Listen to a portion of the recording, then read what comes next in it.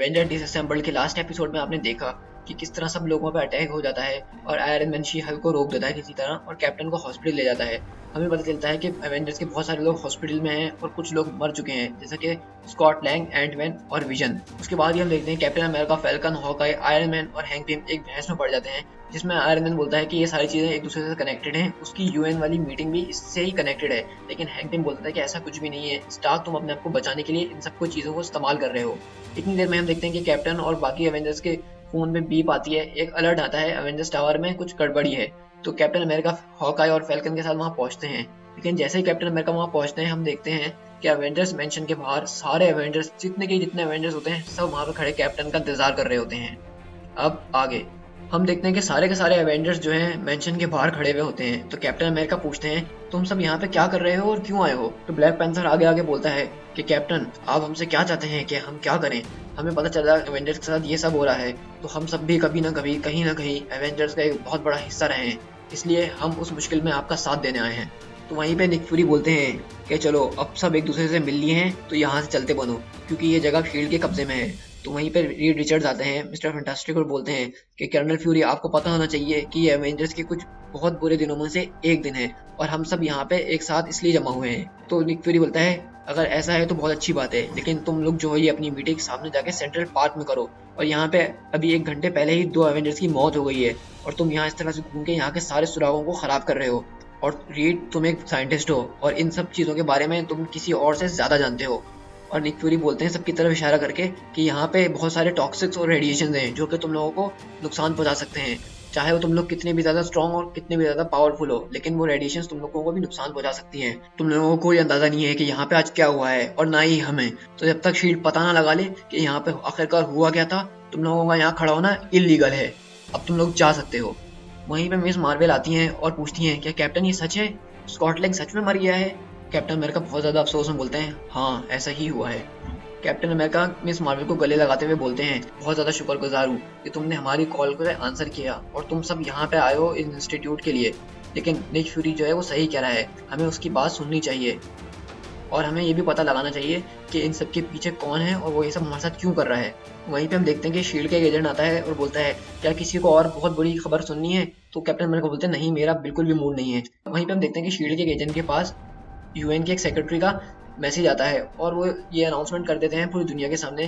तो वो बोलते हैं आज के बाद जो है हम एक प्राइवेट ऑर्गेनाइजेशन से कोई ताल्लुक नहीं रखेंगे जो कि एवेंजर्स के नाम से मशहूर है, और ये हम लोग ने इसलिए नहीं करा क्योंकि वो पूरी दुनिया में आवाराओं की तरह घूमते रहते हैं और अपनी मर्जी चलाते हैं, बल्कि हमने ये इसलिए करा है जो कि आज टोनी स्टार्क ने पूरी असेंबली के सामने किया। हम इस वजह से एवेंजर्स के साथ सारे ताल्लुक खत्म कर रहे हैं, हमारी तरफ से अब कोई फंडिंग वगैरह कुछ भी नहीं होगी उन सो कॉल्ड हीरोज के लिए। तो ये सारी न्यूज़ सुनने के बाद हॉकाई जो है एकदम परेशान हो जाता है और गुस्से में आ जाता है और बोलता है कि हमने इतने सालों से इन लोगों की मदद करी, पूरी दुनिया को बचाया, और आज ये इतनी सी बात के लिए हमें इस तरह से डिस्काउंट कर रहे हैं, ये कर रहे हैं, वो कर रहे हैं। तो वहीं पर हम देखते हैं सारे एवेंजर्स के बीच एक तरह की छोटी सी जंग छिड़ जाती है। सब इस बात पे ही लड़ना शुरू कर देते हैं कि जो आज हुआ है यूएन वालों ने वो सही नहीं किया है। हम मानते हैं कि टोनी ने गलती करी है, लेकिन उसकी इतनी बड़ी सजा नहीं देनी चाहिए, हम इतने सालों से उनको बचाते हुए भी आ रहे हैं। हम इतने में देखते हैं एक एलियन शिप जो है आसमान में एवेंजर्स के ऊपर नजर आता है। तो निक फ्यूरी जो है हेलिकैरियर में पूछते हैं कि हमारे ऊपर जो चीज़ घूम रही है आखिर ये है क्या? तो बोलते हैं सॉरी फ्यूरी, लेकिन हमें कुछ नज़र नहीं आ रहा। तो निक फ्यूरी बोलते हैं हमारे बिल्कुल सर के ऊपर एक चीज़ घूम रही है, मुझे उसके बारे में बताओ कि वो क्या है। तो वो पूछते हैं आपके सर के ऊपर क्या घूम रहा है, हमें तो कुछ भी नज़र नहीं आ रहा। तो इससे हमें ये पता चल रहा है कि जो शील्ड के लोग हैं उनको ये चीज़ नज़र नहीं आ रही, लेकिन नीचे जो एवेंजर्स खड़े हैं उनको अपने ऊपर एक एलियन शिप नज़र आ रहा है। तो कैप्टन अमेरिका जो है सारे एवेंजर्स को ऑर्डर देते हैं कि जो जो उड़ सकता है उस जहाज का पीछा करो और पता करो कि वो चीज़ है क्या। तो निक फ्यूरी जो है एवेंजर्स को रोकने की कोशिश करते हैं। तो कैप्टन अमेरिका बोलता है कि निक फ्यूरी तुम प्लीज खामोश कर जाओ, तुम इन लोगों को नहीं रोक सकते हो। फ्यूरी अपने लोगों से पूछने की कोशिश करता है क्या तुम्हें अभी भी वो चीज़ नज़र नहीं आ रही? तो वो लोग कहते हैं कि हमें कुछ भी नज़र नहीं आ रहा। तो हॉकाई बोलता है कि लगता है मुझे अब और एरोस ले आने चाहिए, क्योंकि इतनी देर में ही हम देखते हैं कि उन छोटे छोटे शिप्स के पीछे से एक बहुत बड़ा शिप आता है और वो लोग जो है सीधा सिटी के ऊपर हमला करना शुरू कर देते हैं। तो कर्नल फ्यूरी बोलते हैं हेलिकैरियर। तो वो लोग बोलते हैं कि कर्नल फ्यूरी हमें अभी भी कुछ नजर नहीं आ रहा है, हमें आखिरकार देखना क्या है। कर्नल फ्यूरी बोलते हैं कि अपने हेलिकैरियर की विंडोज से बाहर देखो। तो वो लोग देख के फौरन घबरा जाते हैं और हम देखते हैं कि पूरी सिटी के ऊपर जो है अटैक होना शुरू हो जाता है और सारे एवेंजर्स जो है शिप्स को रोकने के लिए आगे बढ़ते हैं। तो वहीं पे निक फ्यूरी बताते हैं कि ये शिप जो है क्री का है, तो इसलिए यहाँ पे क्या किसी को क्री लैंग्वेज बोलना आती है? तो वहाँ पे वो लोग कहते हैं कि नहीं, हमें तो इंग्लिश ही बहुत मुश्किल से बोलना आती है। तो शील्ड एजेंट्स निक फ्यूरी से यही पूछ रहे होते हैं कि ये क्री का शिप यहाँ पे आखिरकार कर क्या रहा है और आज के दिन ही क्यों आया। तो निक फ्यूरी बोलते हैं अपने हैरी करियर में कि मुझे जल्दी से इस शिप की इंटेल दो और मुझे ये बताओ कि इसका डिफेंस सिस्टम कैसे काम करता है और इसके अटैक पैटर्न्स क्या हैं। तो वहीं पे सब लोग ये परेशान हो जाते हैं पूछने में, और उनमें से एक एवेंजर बोलता है कि पता लगा, हम में से किसी एक को जो है क्री के लोगों के साथ बात करनी चाहिए और पता लगाना चाहिए कि आखिरकार ये सब हो क्यों रहा है, आखिरकार वो लोग ये सब क्यों कर रहे हैं। तो हरकुलिस बोलता है कि हो सकता है कि माइटी हरकुलिस जो है इन सबको इतनी जल्दी खत्म कर दे जितनी जल्दी ये सब शुरू हुआ हो। और हरकुलिस जो है वहाँ के सारे शिप्स को गिरा रहा होता है और वहाँ पे से एक वो क्री सोल्जर को निकाल के उठा के बाहर फेंकता है। वहीं पे हम देखते हैं हरकुलिस जो है उस शिप के अंदर से एक क्री सोल्जर के ऊपर अटैक करने जा रहा होता है और पूछता है और बोलता है कि पता लगाते हैं कि आखिरकार ये लोग है कौन। तो इतने में वो जो सोल्जर है वो हरकुलिस के ऊपर अटैक कर देता है और अपनी क्री लैंग्वेज के अंदर कुछ बोल रहा होता है। वहीं पे हम देखते हैं कि वो सोल्जर जो है उस शिप में से निकल के भाग रहा होता है और हम देखते हैं स्पाइडरमैन जो है उसके पैरों पे वेब मारता है उसको रोकने के लिए, लेकिन वो जो है क्री लैंग्वेज में कुछ बोल रहा होता है और अपनी गन से उस वेब को तोड़ते हुए भाग रहा होता है। लेकिन जब वो भाग रहा होता है आगे जाके वो कैप्टन अमेरिका की एकदम शील्ड से टकरा जाता है और कैप्टन अमेरिका बोलते हैं क्या तुम अब हमें बताने की जहमत करोगे कि ये सब क्यों हो रहा है और कौन कर रहा है। हम देखते हैं कि सारे एवेंजर्स जो हैं बहुत बुरी तरीके से उनसे लड़ रहे हैं और वहीं पे हम देखते हैं कैप्टन अमेरिका और निक फ्यूरी उस सोल्जर के पास पहुंचते हैं जिनको उन्होंने पकड़ा है। तो कैप्टन अमेरिका पूछते हैं क्या तुम बताओगे कि तुम यहाँ पे अटैक क्यों कर रहे हो, वो भी पूरी की पूरी क्री आर्माडा लेके अर्थ सॉइल पे। तो निक फ्यूरी बोलते हैं और हमें ये सब ट्रांसलेट करके बताना क्योंकि हमें पता है कि तुम ये ट्रांसलेट कर सकते हो।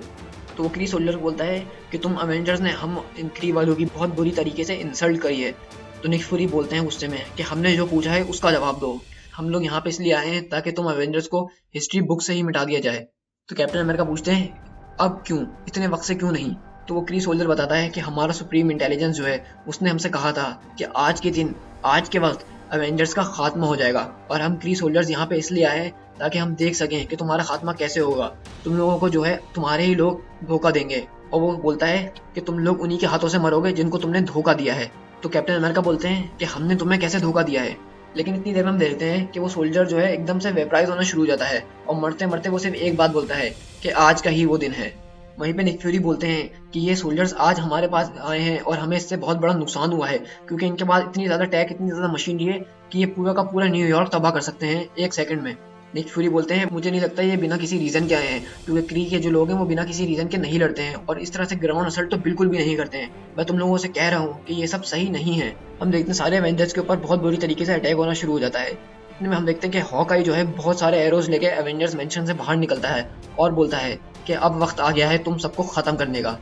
और हॉकाई जो है इस वक्त बहुत ज़्यादा जोश के अंदर होता है और बोलता है चलो एवेंजर्स अब हम इन सबको खत्म कर दें और बता दें कि आखिरकार हम हैं कौन। तो हॉकाई जो है फौरन जो है अपने एरोज निकाल के एक एक करके सारे क्री सोल्जर्स को मार रहा होता है और वो बिना किसी डरे सारे क्री सोल्जर्स के बीच में घुस जाता है। लेकिन हम देखते हैं अचानक से हॉकाई के पीछे से कोई उसको बहुत बुरी तरीके से लेजर से शॉट कर देता है जिससे हम देखते हैं कि हॉकाई के पीछे की साइड जो है पूरी आग लग जाती है। तो हॉकाई जो है बहुत ज़्यादा घबरा जाता है और बोलता है कि कैप्टन अब क्या तुम मेरी मदद करोगे।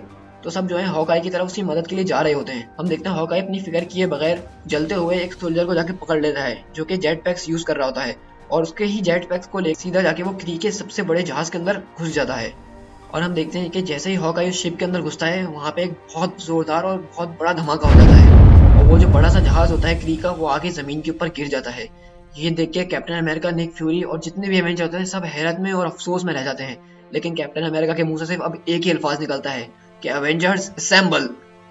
लेकिन इतने में हम देखते हैं कि वहाँ पे जितने भी क्री सोल्जर होते हैं उन सबके ऊपर एक ब्लू लाइट आती है और वो सारे वेपराइज हो जाते हैं और क्री की जितनी भी फोर्सेस होती हैं जितने भी जहाज होते हैं सब वहाँ से चले जाते हैं। हम देखते हैं जहाज का पीछा करते हुए मिस मार्वल और वंडर मैन उसके पीछे जाते हैं लेकिन वो लोग सब वहाँ से जा चुके होते हैं।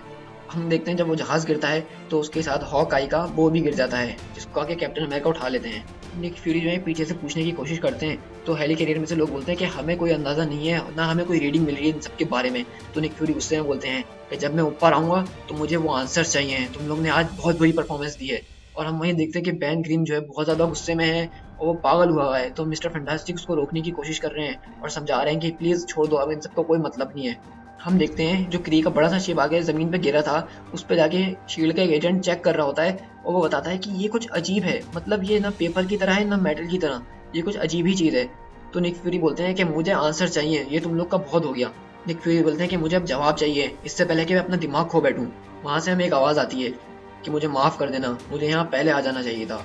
और हम देखते हैं वो आवाज़ किसी और की नहीं बल्कि डॉक्टर स्ट्रेंज की होती है और वो आके बोलते हैं कि मेरे हिसाब से अब तुम लोग को पता चल गया होगा कि तुम लोग पे अटैक्स क्यों हो रहे हैं क्योंकि मैजिक का गलत इस्तेमाल किया जा रहा है।